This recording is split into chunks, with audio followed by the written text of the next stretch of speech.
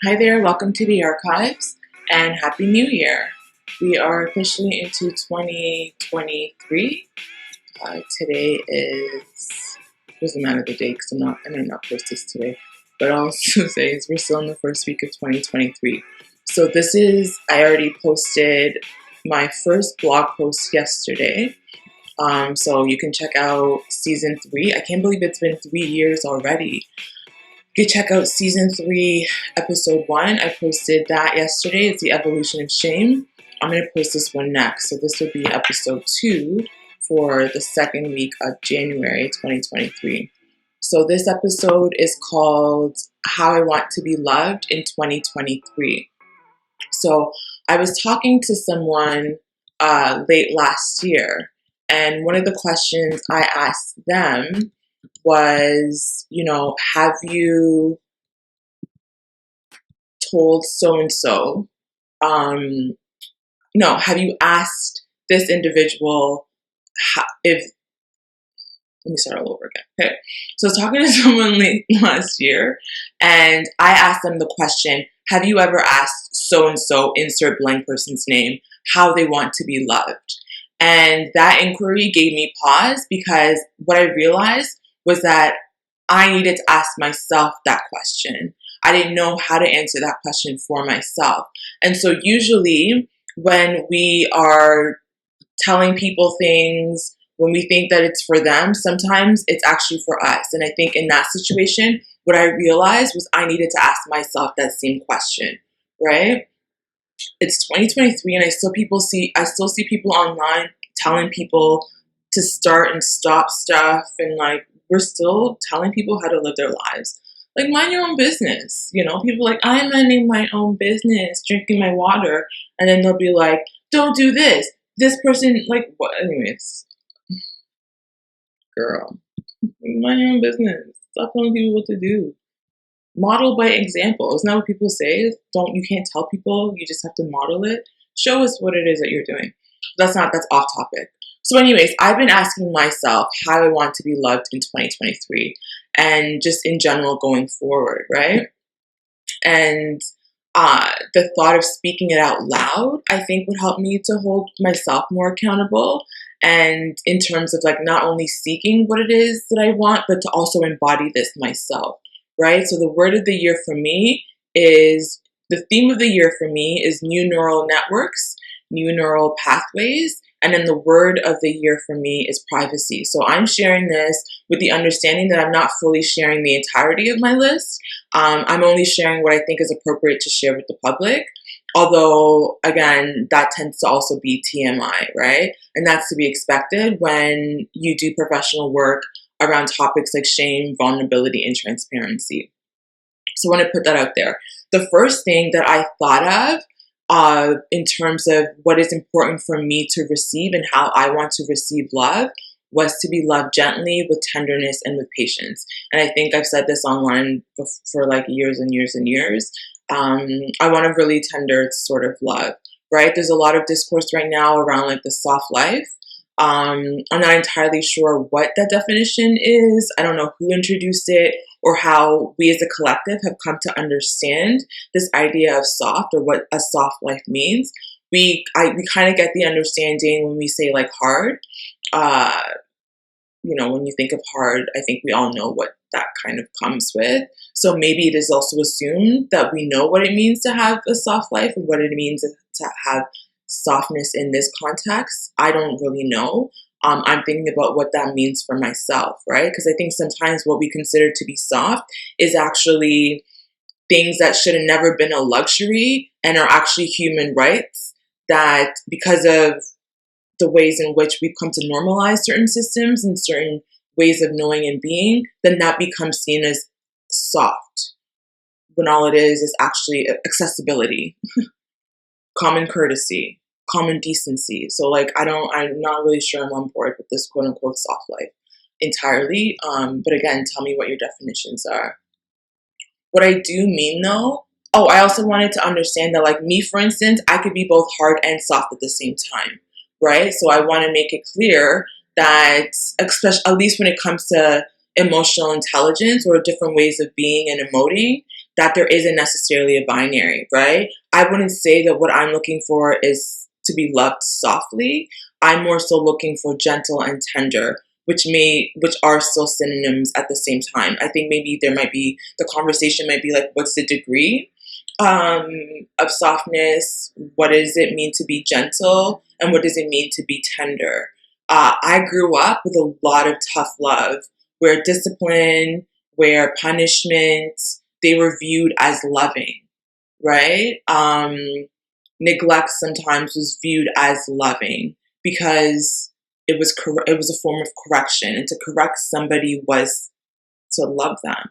Um, I saw a clip from, I think it was Candace Owen, is it, who was talking about uh, toxic masculinity and how the ways feminists are defining toxic masculinity is actually just like a sign of respect or things that she respects in people. And the example that I heard her say was like her grandfather, you knew to respect them. And that's a really interesting discourse, especially if you grew up as a Christian like I did, where we have this understanding that respect is to fear. And I don't necessarily have that same mentality. It's possible to love somebody without fearing them. It's possible to love somebody without being afraid of them. And I don't think the two are synonymous, right? When we think about, anyway, that's a whole nother conversation around like fearing, to fear God, to fear Christ is to respect the person. And we often think about that in terms of our authoritarian figures. There are people that I respect that I'm not necessarily afraid of.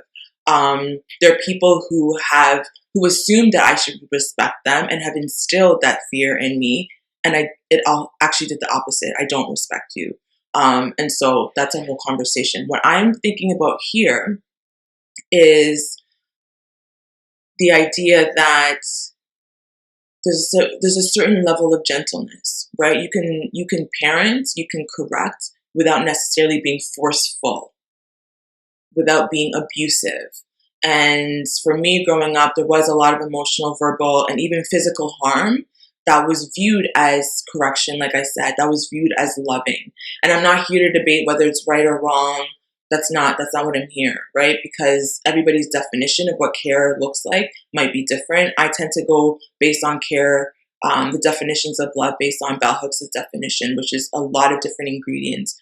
And here, I also want to note that if I say abuse, this is the only time I'll say abuse, or even harm, I'm looking at abuse based on the definition that others have used, like Marian Kaba and other transformative justice advocates who look at abuse as repetitive harm, right? So harm is not the same as abuse. Sometimes we use it interchangeably, and I've done that myself. But when I'm talking about abuse or different dynamics, is when there's harm that's continued to be inflicted over and over again without an apology, without any reprimand, without any change, right? Again, sometimes we find that to be a sign of respect. People can just treat you any way how because they are older than you, they have more power than you, and so they can continuously do certain things that don't feel good to you, that hurt you, that harm you, and that repetition over and over and over, right? Somebody might hit you.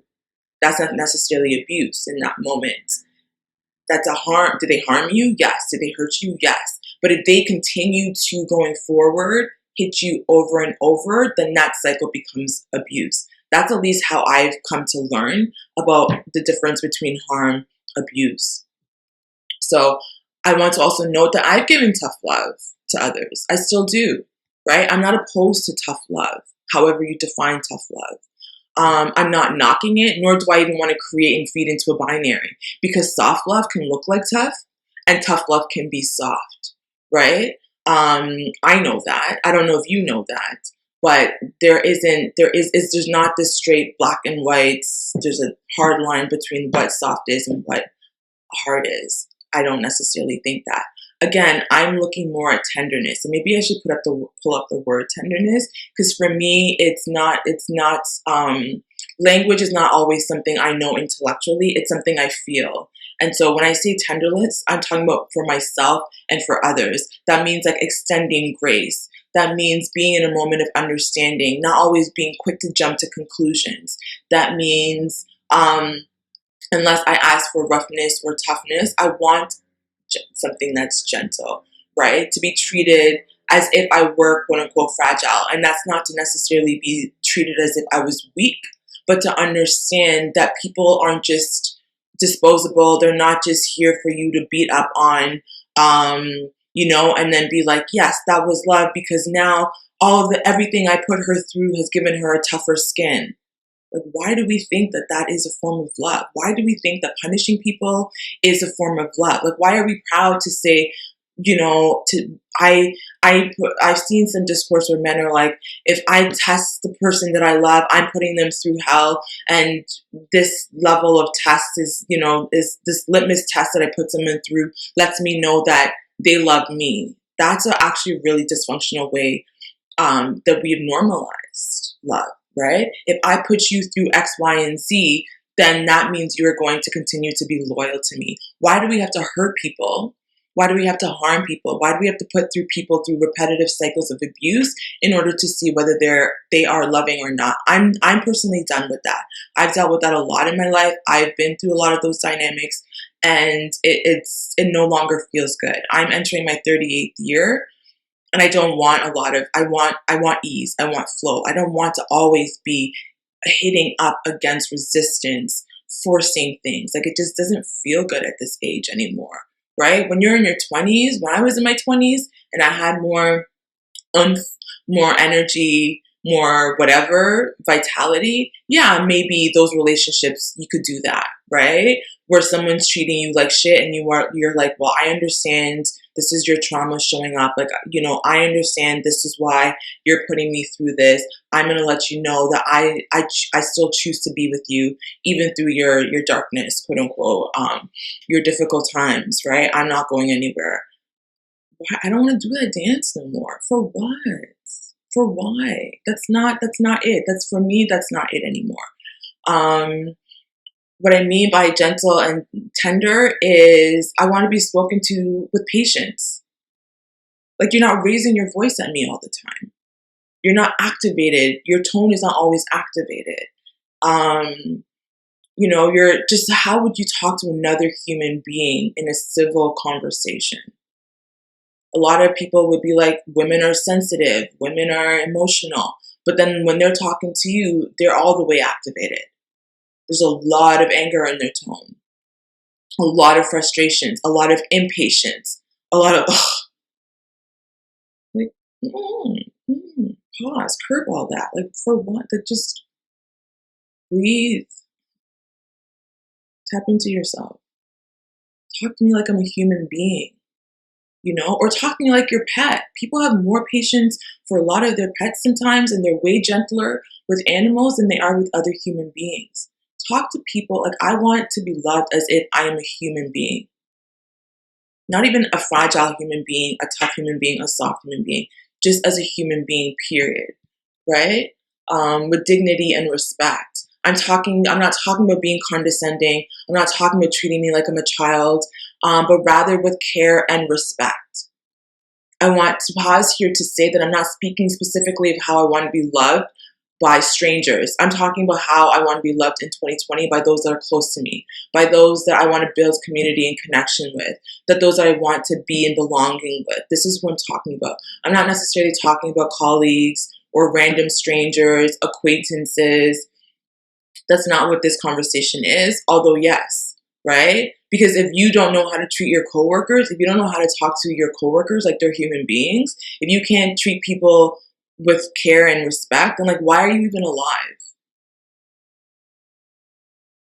So this means being intentional about how we approach one another. This means, at least for me, it might be a little bit more work. It might require a little bit more dialogue. It might require doing things that you might not normally do in typical relationships, or that we might even shy away from. I had a conversation with someone just this morning that was a little bit around, having tough and difficult conversations, but there was respect there. There was compassion in our conversation, right? We came in with a mutual understanding for one another. We were both went into the conversation intentional that there would be some challenges, but we were also committed to finding resolve and some sort of solution. It wasn't necessarily about being right, right? It wasn't trying to win. It wasn't trying to outdo one another. I've been in those dynamics before where you going into a conversation and you were like, I gotta make my point and this is why I was like, I'm done with that. Like, for why? We're not exhausted. I'm exhausted by those dynamics. They're draining. I don't care to be right. I don't want to be in like intimate relationships, close relationships with people who are always trying to be right, because then I need to be wrong in order for you to be right. That is a binary. I think Sarah Ahmed, somebody's talked about it. When there's a binary, that means somebody's always got to be over, like somebody has to usurp over another person. I don't want that. I want more of an egalitarian relationship. I want us to move together into 2023 aligned like this. Like, I don't want to be doing this power struggle with people. I'm sick of that shit. It's exhausting, especially for people that you want to be close with. Why are we fighting with our friends to be right, to win? And the reason why, at least for me, in past relationships, it's because I was insecure. I was not secure with myself. And so I needed to be in relationships where I always was in a position where I felt right, whether it's morally, felt morally superior. I felt like I need you to know that I know, like, I'm trying to be more secure with all of myself. I'm not always right. Sometimes I get it wrong. I'm actually human.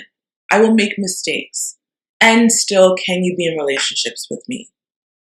And so that's what I mean when I say tenderness, because it does take a certain level of softness to be able to humble yourself, right?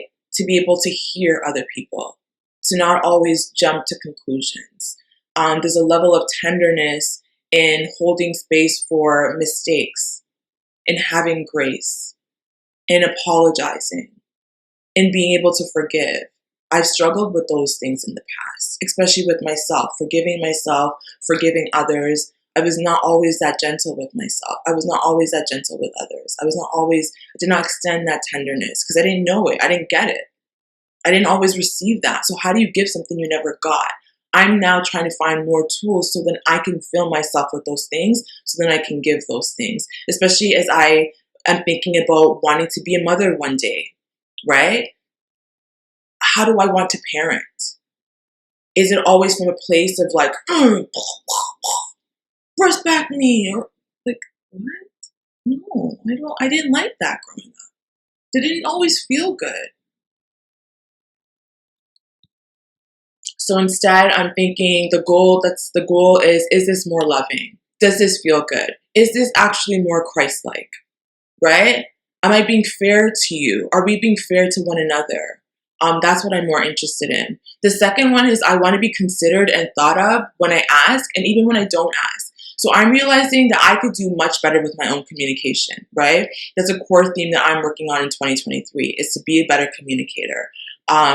For people, like, I tend to voice myself more, and to say, this hurts, this doesn't feel good. Can we do this differently? Can we pivot? I thought I wanted this, but I changed my mind. Like, learning how to communicate that to others and myself is something I'm working on in 2023. That is how I want to be loved more, right? I tend to be a deep overthinker, and so I'm always thinking about others. I'm always considering their needs. That's not to say I'm not a selfish person as well too, but I want that for myself. I want people who think about me, who consider me and my needs, both what I've communicated and also just, I don't have to, I'm not begging people to respect me. That's not something that I should have to always continuously be like, hi, can you please respect me? Hi, can you please respect my boundaries? Hi, can you please treat me with care? Hi, can you please reciprocate? Can you please, like, what? No, that's not it. You shouldn't have to beg to be loved. We shouldn't have to beg people to respect us. That's not something you always have to communicate to others. Absolutely, you need to set your boundaries and let people know. But like, when you are with people who constantly just, you're reminding them, please respect me, please respect, like, no, thank you. That I don't know. Thank you. No. Two is I want to be seen and heard. So if you're the type of person who doesn't like to feel emotionally naked with people, I promise you we will not get along. We will not get along because I tend to have x-ray vision. I can see through a lot of people when they're masking, mostly because I tend to mask a lot myself, right? I'm also very hyper, highly sensitive, highly sensory person, and I'll get random information about people. And that's not to say I'm a psychic, but there's just certain things I'll feel into. I feel into energy, right? If you're not the type of person who doesn't feel into energy, I just did a post yesterday around, I think it was like cannabis use in chronic pain. For me, plant medicine allows me to tap into the extrasensory, into the energies. I can feel it more, not only around me, but in me, right? And so I can go into certain sites and be like, ooh, the energy here is all funky. And I'll move it around, right? That's what Reiki does. Massage therapy, you're moving the energy around. You're helping things to circulate in different ways. I know how to do that in a certain embodied way. But I'm trying to look for that in the physical, in the material. And what that looks like is people being able to see me for who I am, both in the physical and then also just to feel me, right? Part of seeing and hearing is to feel the person. Can you feel what it is that I'm saying? Because can you feel yourself? A lot of us are so disconnected from feeling. We're so embodied, myself included. I'm not trying to act like I'm better than anybody. I'm just learning how to really come into my body, how to really feel my body now. And because I'm able to finally feel into my body, now I can ask for others who can also feel their body so they can feel me. Because I was so disembodied, it was so easy to be around other people who were disembodied because none of us were feeling, right? We couldn't feel. It was like, I could treat you like shit because like I don't feel the repercussions of that. But now I do certain things to myself, or like I don't do certain things to myself, and it just doesn't feel good. And so I want to be able to be seen and heard and to be felt, especially because I'm okay with, or I'm trying to be more okay with the quote unquote the shadows, like the not so good parts of myself, right? The icks of life. So when I say I want to be seen and heard, this means that's part of it, right? That also means the beautiful parts too, right? Recognizing my accomplishments, being able to like give words of affirmation. That means active listening. That means accepting me for who I am, but also being able to voice out where my incongruencies don't match with yours, right? Understanding that we won't always align, that we won't always get it right, but I'm not trying to have myself dismissed anymore. I'm not trying to have my person diminished anymore. I don't want to be around people who constantly feel the need to put me down, right? Even if they're quote unquote joking. Like, why do you need to be mean to people even in your jokes all the time? You can't give a compliment? Not even one time? Right? People be like, oh, Dorothy's so negative, but I've never heard them once be positive with me. So you see my negativity, but you don't see how all you do is complain about me. You can't find one positive thing to say about me. You can't affirm me in one little way. You can't validate me in one small, tiny way and say, hey, you did good. Congratulations. I love this that you did that. Like, I want to be around people who are okay with also acknowledging the great parts about me, who can say, I love you. Good job. Right? And again, I'm also this person. I struggle sometimes to give people compliments. I was really rude, rank and facey, right? But a lot of that came from my own insecurities. Putting others down before used to make me feel better than that. Even if it was just a joke, and then you'd be like, oh, you're just being so sensitive. Meanwhile, you're being insensitive. So anyways, I'm hoping to call in more secure relationships. That means having to be more secure with myself. I want to be in partnership with those who are secure enough where like we are able to just not have to tear each other down just to feel normal or sane. And part of that is also recognizing when we're not vibing, right? If you're no longer vibing with me, it's okay to say that. It's okay to bow out, right? It's okay to not agree to disagree anymore. In any case, even if it means exiting my life and setting the boundaries that work for you, at least it's being done from a place of really having seen and felt me, right? Rather than projecting who you think I should be and forcing me to change so that you're more comfortable with our dynamics. I'm not doing that no more. Why? If that's not who the person is, then why do you require, and then just go find somebody else who will give you that, right? Same for me. That's what I want. Fourth, I want to be loved openly and not hidden in shame. And so that should be self-explanatory. I've had, when people will love you in behind closed doors and in private, but then they will hide their affection for you publicly, right? Because they're ashamed to be seen as somebody that loves you. I don't want that anymore. That contract is done. I know that experience well, where especially as like a darker skin, like bigger women, where men will privately desire you, but then publicly like they don't want their boys to know that they're feeling you. Like grow up, then no.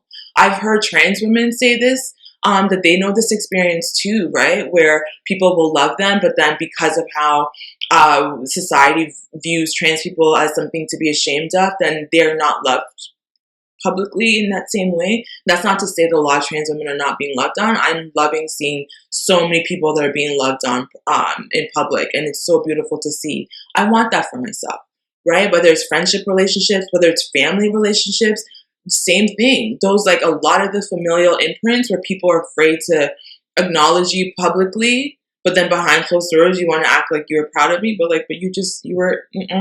done with that. That contract is done. What else? I want more physical touch in 2023. That's part of my love language is physical touch, and I'm getting that need met right now through some of the pets that I'm sitting for, right? And again, I'm talking about consensual touch here. I'm talking about cuddles. I'm the type of person I love when people like rub my arms, stroke my back, just put a hand on me, just to, just like those little things. I'm calling that more in from other humans. Again, keyword here is consensually, right? Like don't touch my hair without asking. Don't touch my body without asking. So calling in more affection. I'm looking for more of a spiritual love that is on purpose, right? Pillow talks where we can check in with one another. I've always asked in the past, like intimate partners, to tell me stories at night. If you have ever been in a situationship with me, if you've ever found yourself in the past, it's been a decade since I've been intimate with people in that way, but like people who know me from before, you know that I've asked you to tell me a story. That's just something I've always wanted, right? Like tell me a story. That's my needy, that's part of my neediness, and I'm not ashamed of that anymore. Because last week I was listening to the Happiness Lab, and Dr. Laurie Santos over at Yale University was saying that her husband reads to her at night. Girl, I've been begging people to read, to just tell me a story, and they all were telling me I'm needy, Dorothy's a baby, she has mommy daddy issues, she's looking for a parent, not a partner. Like, well, wait, like these white girls are getting it though? Oh, I want that then. That's back on my list. I want that kind of a spiritual connection, right? Somebody who I'm a storyteller. I want to be able to tell you stories at night. I want you to be able to tell me stories at night. Tell me how your day went. Communication. I want someone I could pray with, right? I start and end my days every day. There's like at least an hour, 2 hours when I wake up, an hour, 2 hours before I go to sleep, where I'm just checking in with myself, where I'm praying. I want to share that with people. I want that kind of intentional self-work time with somebody else. I want to set intentions with people. Somebody I talked with this morning, we just came up with like, we're going to try to practice something different with each other when we communicate with each other. I love that for us, where we can say, this didn't work. Could we pivot, right? Going forward, could we do this? Could we try this? Could we practice this with each other? That's exactly what I want more of this year.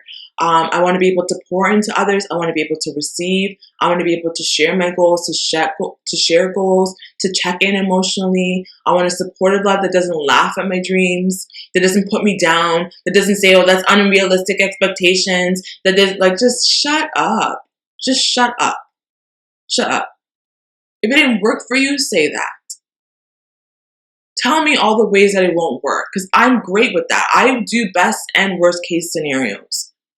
And also, once we've gone through how it realistically won't work, then let's create a whole new world where we can make the impossible work. That's the kind of seahorse life I want, right? If you know me, you know I'm obsessed with seahorses. Why? Because they do the impossible.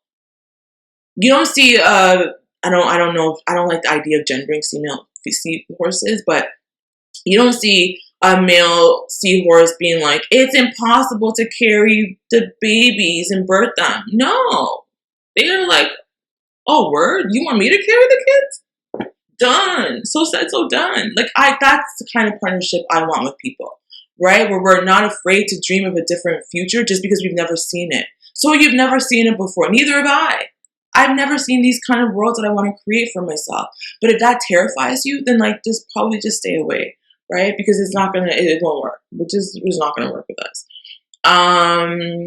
What else? I'm gonna wrap this up because we're getting to the half hour. Oh, it's already half hour. Okay, so I want to be uplifted and believed. I want to be doted on and spoiled. I want to spend quality time. I want storytelling. I want love that's not intimidated. I want to be able to psychoanalyze without being offended. I want deep soul work, tough questions, we sit in discomfort. And again, I recognize that finding this love in anyone, especially men, might be really hard, if not impossible, especially for the certain type of men who are rooted in a very particular traditional masculinity. If you are if you're a traditional person, just pretend I don't even exist. Erase me from your life.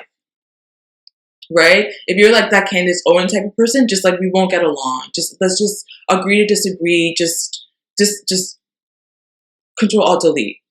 I don't exist because we won't get along. That's just recognizing that. I'm not like I could be very traditional and I do want certain traditions, but however, I need somebody who's also be able to look beyond what they've known their whole life. If you can't dream of something you've never seen, if you're so fixated in making it great again, like that old nostalgic thing where you're afraid to dream of something you've never had, then I'm not for you. I'm not your person. You're not my person. And that's okay. Right? Cool. We don't match. We don't need to force one another to be anything. We don't need to change anybody. Recently, the whole Akon, Nick Cannon, children's recital things, that's not my type of man.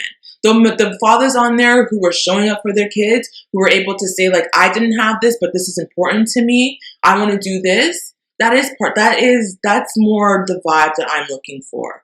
Right? If you're like, this is a traditional way, this is the Black African way, that's the white man's way, we don't do all that emotional shit, we don't love our kid. Okay, no, you're not gonna like me. I'm probably not gonna like you, right? So like, again, and that's okay. If you've never read to your kids, if you were raised never having books read to you, it's going to be absolutely absurd to hear a grown woman asking you, a grown man, to read to them at night. It is, right? I understand that absolutely will sound absurd.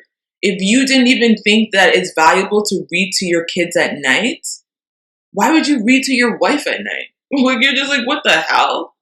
I'm not a librarian. I'm not your mommy. I'm not your daddy. You know, like that kind of mentality. Like if you don't have that in you, you don't just say that. I don't have that in me. I don't know how to love people that way. I was never loved that way. That's not something that I value. And that's okay to say that, right? There's no need to force anything. There's no need to change one another. We simply aren't each other's people. So I want to be more honest about that because I've tried to make things work with people who they couldn't offer that. They didn't know how to. They didn't want to. And that's okay. But what we were doing instead was trying to change each other, right? That's not no.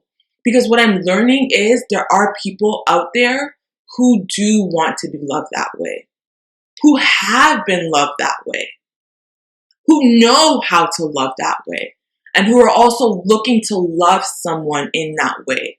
And I'm trusting that they will find me. I'm going to be patient that I will find these people who also, this is what I'm asking for is in alignment with them. They know what I mean by tender. They're not laughing at it. They're not thinking it's unrealistic. They're not thinking it's a white people thing. They're not thinking it's unnecessary. They're not thinking I'm entitled. They know that this is the love that they want. They know that they can offer it. They know they have those tools. They've been given it. They've been giving themselves it, and they know and are capable of how to give it to other people. I'm going to trust that they're out there.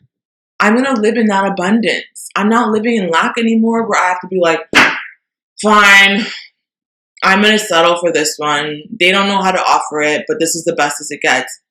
No, I don't think so. I don't think so.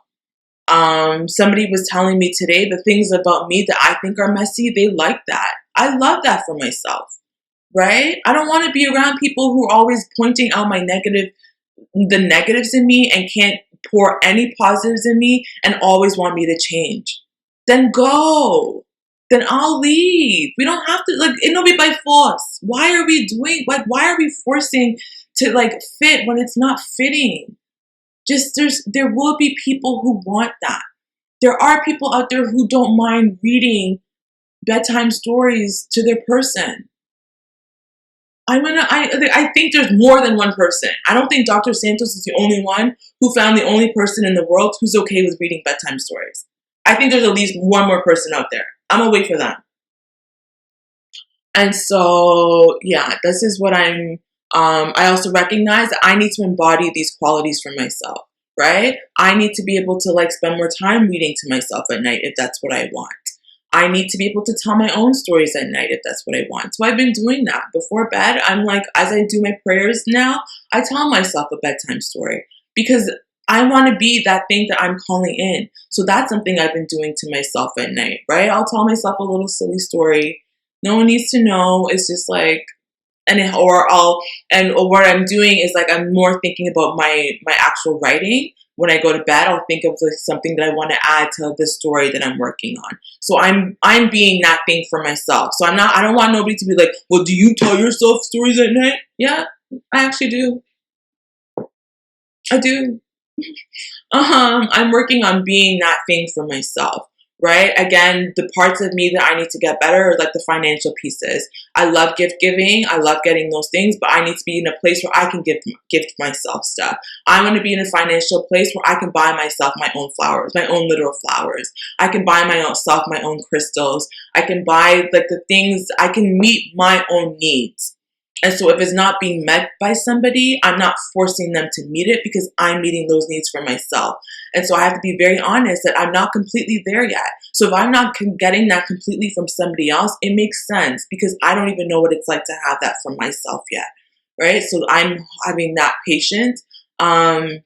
It's also easy for me to beat myself up, to be so negative to myself. I could be really awful to myself internally. So that's something I'm changing, I'm working on this year. No more self-deprecation, right? Because why am I self-deprecating and then I get offended when somebody else is deprecating to me?